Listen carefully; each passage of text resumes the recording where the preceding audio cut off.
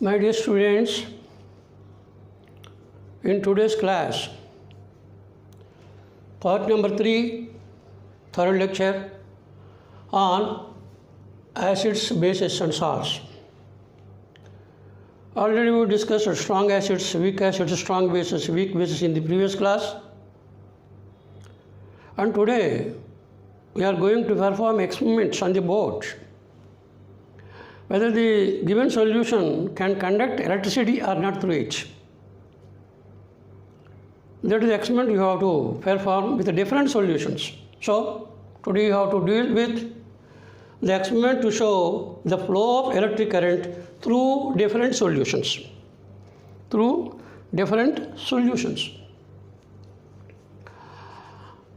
For that purpose, you have to take an electrolytic cell actually. That is taken in the form of beaker here. This is the beaker, into which two graphite rods are introduced. These graphite rods are conductors of electricity. They are used as electrodes. When you are using electrodes, one electrode will be acting as positive, other electrode will be acting as negative. Positive electrode is called anode, negative electrode is cathode. That depends upon these two wires which are connected to the terminals of the battery. When the wire is connected from the anode, when the wire is connected to the positive terminal of the battery, it is anode. When the wire is connected to the negative terminal of the battery, that is cathode. That is why two different colors of wires are shown here. And into this solution, into this beaker, you have to take a solution. At present, I am taking here dilute HCl. You are taking here dilute HCl.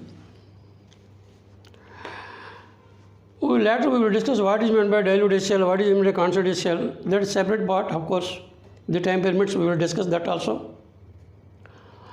And here, these are connected in series to the battery, rather better, or AC plug. And then it is connected bulb. Bulb is connected in series in the circuit diagram. Bulb is connected here. With the help of the bulb only, we are able to identify whether the solution is able to conduct electricity through it or not. So here,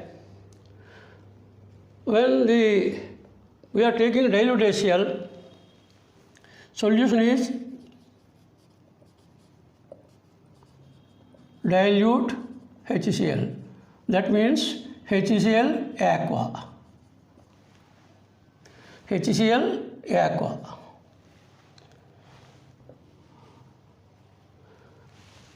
When the switch on the plug here, current is allowed to pass through the solution. This is the outside circuit diagram. From anode to cathode through wire, through bulb it is connected. This is outlet circuit diagram. Inside, what is the medium here? This is the solution medium. From this point to this point, where is the conductance property? That should be only through the solution. If the solution is able to conduct electricity through it, then you have to say the current passage will be there inside the solution also. Then you have to say the whole circuit diagram will be completed. So when you switch on the plug here, if the solution is able to conduct electricity through it, then the circuit diagram will be conducted. And so during this, electrons will be made to pass through the bulb. When the electrons are made to pass through the bulb glows. That electron passes only from anode to cathode.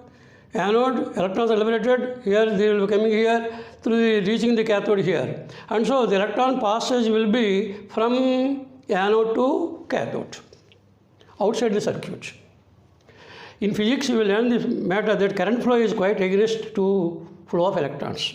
Flow of electrons in this direction, current flow is in that direction. Generally, current flow will be from low potential to high potential. That is the significance. Or here electron flow is in this direction, current flow is in this direction, it is a symptom there. So now when the bulb glows, the solution is able to conduct electricity through it, that is the meaning.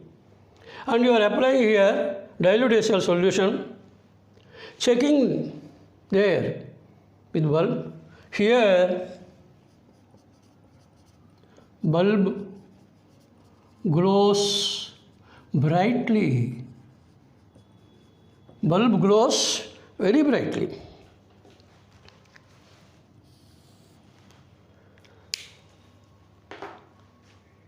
In the place of dilute HCl, you can use dilute sulfuric acid. Once again, bulb glows brightly. Bulb glows brightly. You can as well use dilute acetic acid solution. Here also bulb glows, but glow of bulb is dim. The intensity of the bulb glow is very much less. Intensity of the bulb glow is less. It is not bright. Anyhow, bulb glows here also. When the bulb is glowing, you have to say that these solutions are able to pass the electric current through them. And so all these are allowing the passage of electric current through them.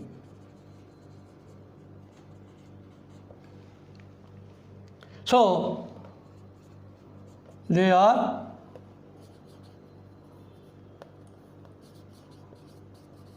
conductors of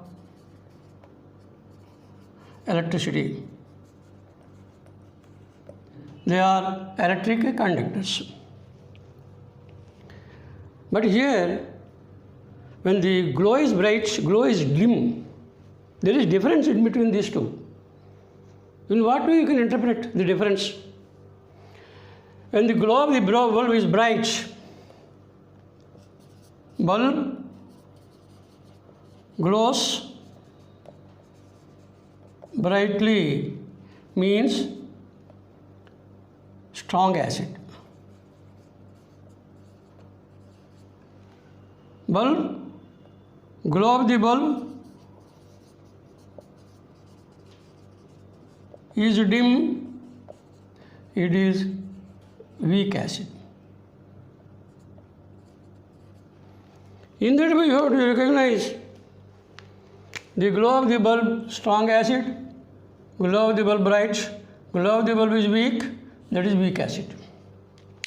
So by this experiment we are able to analyze which is strong acid, which is weak acid. So in these two cases, these are strong acids. SA means strong acid. And when dilute acetic acid is used in this experiment, in the place of dilute HCl, the glow of the bulb is weak, it is dim. And so this is weak acid. So list was given already. You can use carbonic acid, same results. You can use boric acid, phosphoric acid. All these are weak acids because when they are used, they are able to conduct electricity through them. But the glow of the bulb is dim, and that is why those are weak acids. In this way, whenever acid solution is given, all the acid solutions are conductors of electricity, but some of them allowing the current passes through them brightly, and so it is strong acid. Weak acid means the conductance of electricity is low. Those are weak acids. Similarly, you can take as a experiment is repeated.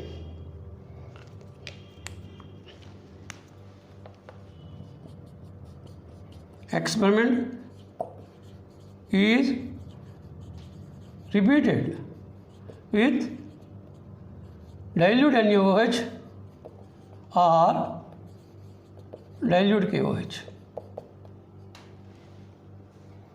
Experiment is repeated with dilute NaOH or dilute KOH. Bulb glows brightly. Similarly, with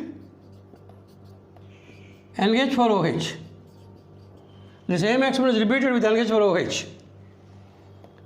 Glow of the bulb is dim.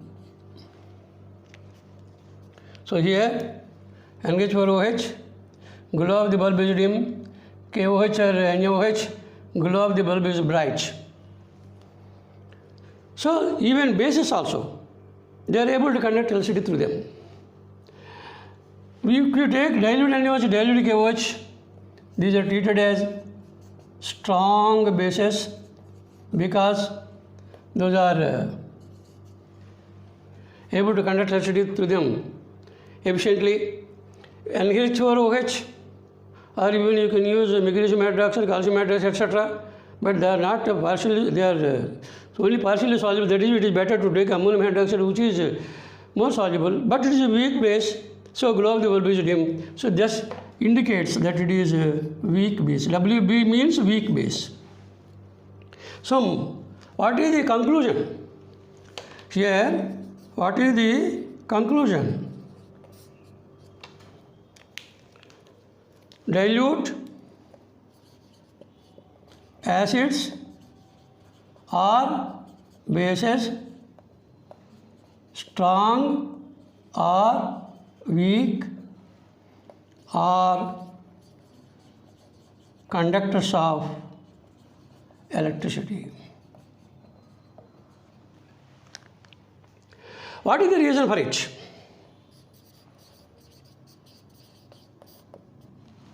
What is the reason for the conductance of electricity? When HCl is dissolved in water, you will get H plus Cl minus ions. So here HCl, when it is dissolved, it gives more number of ions. More number of ions. The greater the number of ions, the greater the conductance of electricity, and that is why the bulb goes brightly. Similarly, you can take sulfuric acid, number of ions will be more and more. Why is it so? Because ionization is almost complete. Ionization is almost complete. You can take, for example, acetic acid, aqua, acid ion plus H plus ion, but this comes back to acetic acid and its molecules. So here less number of ions will be there. That means percentage of ionization is low. Percentage of ionization is low. And that is why a low number of ions are produced here. As the number of ions are less, the conduction property is also less. And that is why bulb glows dim. In this way, we are able to recognize same result when NaOH you are taking here. NaOH completely dissociates into NaOH, completely dissociates into Na plus OH minus ions, aqua. Almost complete ionization. But if you take ammonium hydroxide, ammonium ion plus OH minus ions, here ionization is weak. Percentage of ionization is low. And so here number of ions are more, bulb glows brightly. Number of ions are low here, so the bulb glows dim. In this way, we are able to recognize strong acids, strong bases by the strength of the glow there, intensity of the glow there, intensity of the bulb glow there. And weak acid or weak base, once again, intensity of the bulb glow is dim, is weak. In that we are able to conduct experiments and to identify which is strong acid, which is strong base, which is weak acid, which is weak base, just by simple experiments. And one more result you have to see, you have to check. Please well note it.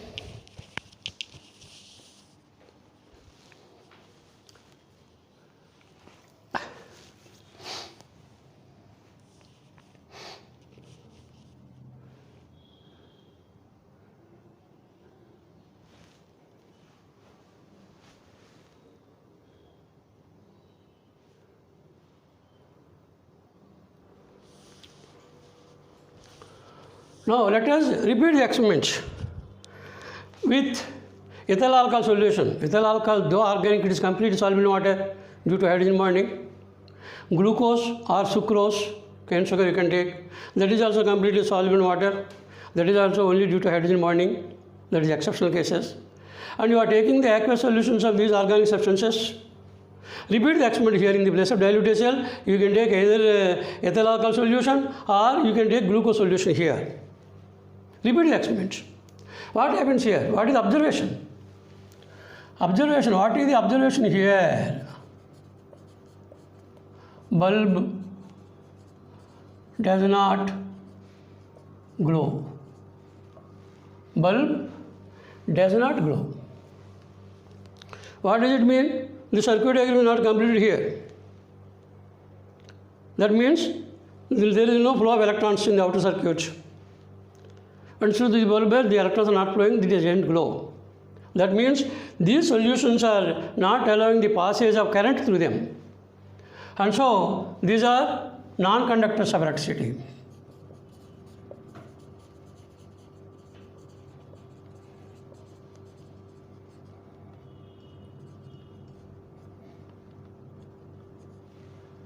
Simply, this in solution you are taking, not in the solid form, that is why you can call it as non-electrolytes. They are also called non-electrolytes. Why? When there is the presence of ions in the solution, it is these ions which are carrying the current through them. Positive ions will be traveling towards cathode, negative ions will be traveling towards anode, charges are traveling towards the respective electrodes, and thereby they will be discharged by losing the electrons, by gaining the electrons. Redox reaction is taking place. That all happens only when the electrons are there. In the case of glucose or fructose or glucose or you can take ethyl alcohol, any organic substance soluble in water you take, they are unable. These, because what is the reason? These do not produce ions in aqueous solution. These do not produce ions. As there is no ion in the solution, there is no conductance property, and that is why this is due to non-conductive electricity. So the same experiment is also helpful for us to recognize whether the solution is non-conductor or conductor of electricity. So glucose and ethyl alcohol do not conduct electricity. Why? Because they do not produce ions. As they do not produce ions, they are non-conductors of electricity. In this way you can recognize. Okay. Now we will take some concept. What about the dilute HCl? Still dilute HCl. What does it mean? HCl, dilute HCl, more dilute HCl, more concentrated HCl. Similarly, you can take acids or bases, concentrated and dilutions also you can take. Just one difference we will make about the dilution of HCl.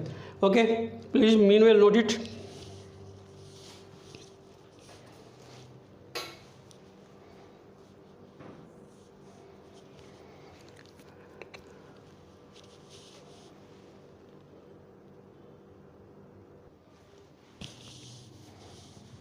Now, let us consider the meaning of dilute HCl, which can be generally expressed in terms of concentration.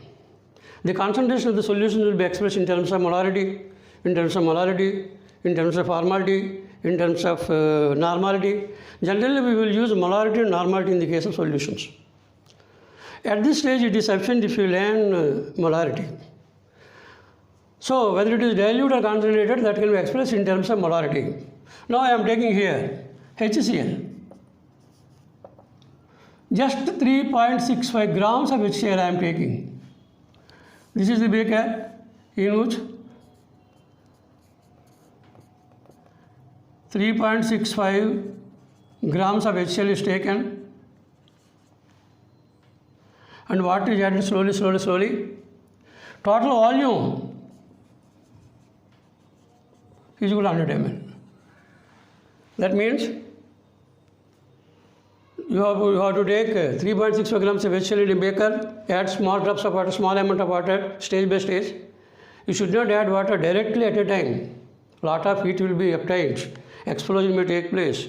apparatus may be broken. You have to take utmost care while the dilution of acid. Anyhow, I am taking 3.65 grams of HCl is dissolved in water, and that is made up to the 100 ml mark. So volume of the solution is 100 ml. That means here 100 ml solution contains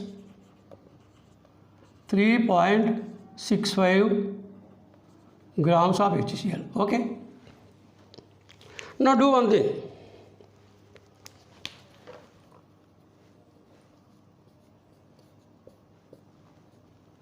Hundred ml water is added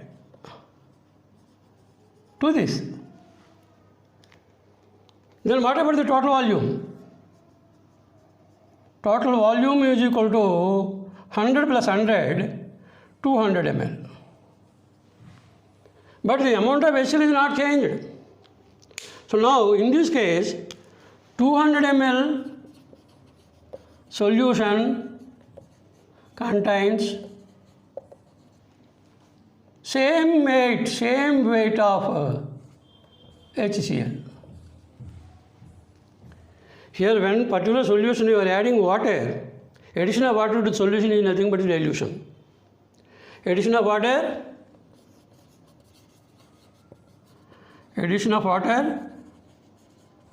to the solution is called dilution.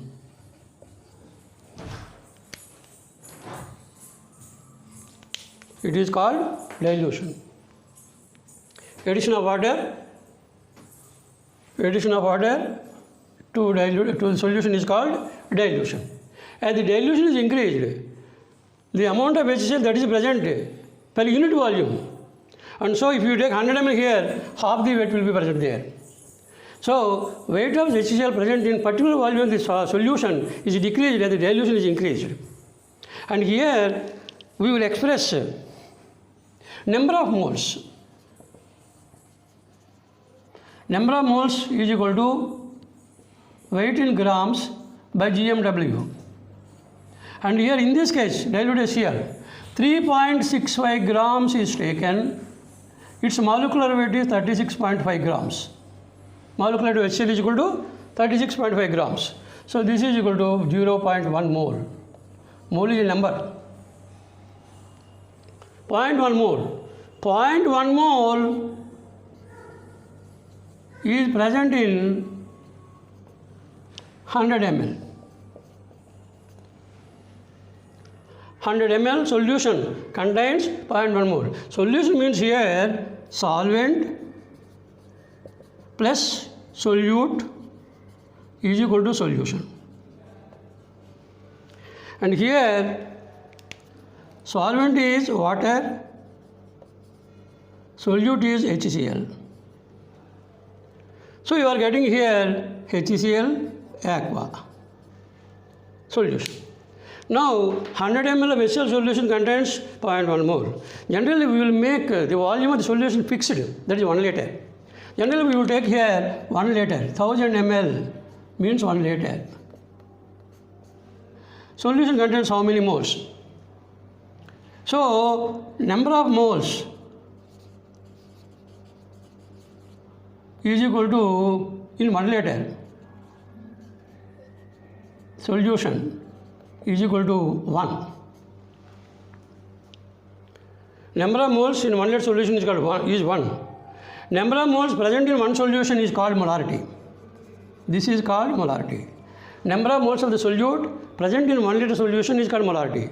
And so what is it? 1 mole is present. That means here the solution becomes 1 molar. 1 molar. Molar means molarity. Molarity is represented by capital M. It is the concentration. When you are adding 100 ml, 200 ml now, 0.1 mole is present in 200 ml. 1000 ml contains how much? 0.05. So in this case, the concentration is 0.1 molar. In this case, after addition, the concentration is 0.05 molar. That means what is the point you are gathering here? When the dilution is increased, concentration is decreased. This is the note you have to make. When the dilution is increased, when the dilution is increased, the concentration is decreased. This is the point you have to remember always. You can take any solute, HCl, NaOH, etc. When 1 gram mole is dissolved in 1 liter, that is called molarity. So number of moles present in 1 liter solution is called molarity. So here you can write it as number of moles of the solute present in 1 liter solution is called molarity. Is called molarity. This is the molarity.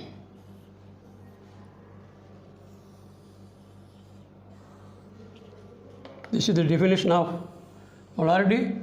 You can obtain, you can calculate first number of moles and then calculate the number of moles in 1 liter solution.